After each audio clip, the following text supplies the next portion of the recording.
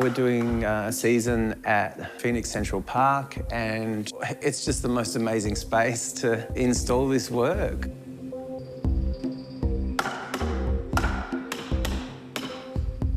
I mean, spatially, it's totally out there, but that it's a purpose-built space for music, I mean, that's amazing.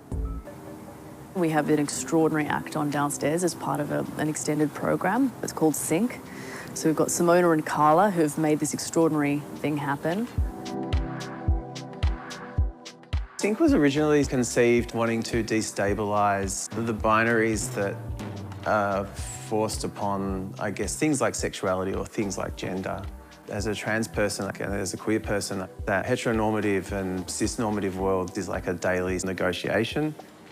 We're thinking, how can we create a performance? How can we challenge an audience's perspective of place and of the city through sculpture and through sound?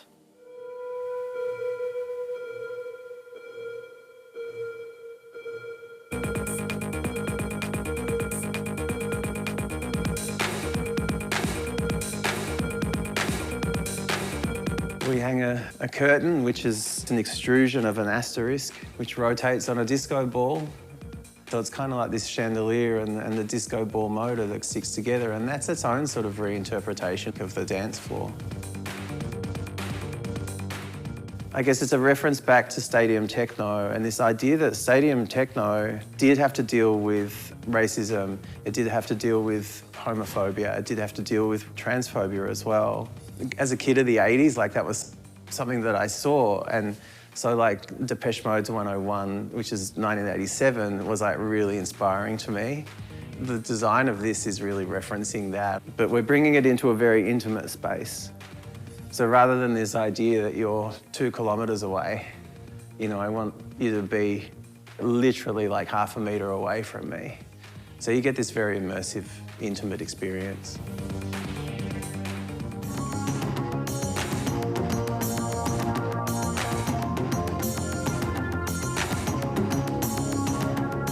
We wanted the sound to bounce off the walls and the light to also reflect and refract off the ceiling.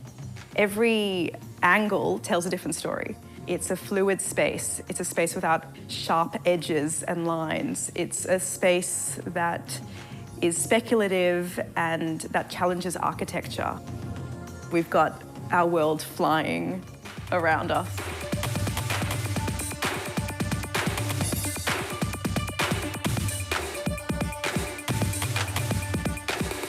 This is a very cathartic space when I'm performing this music. Music is so much about archives of emotion, and architecture is so much about archives of emotion as well. Joy or delight, or sadness or despair or trauma or whatever. How we feel that somatically and how we feel that texturally or sonically. That's what this is all about.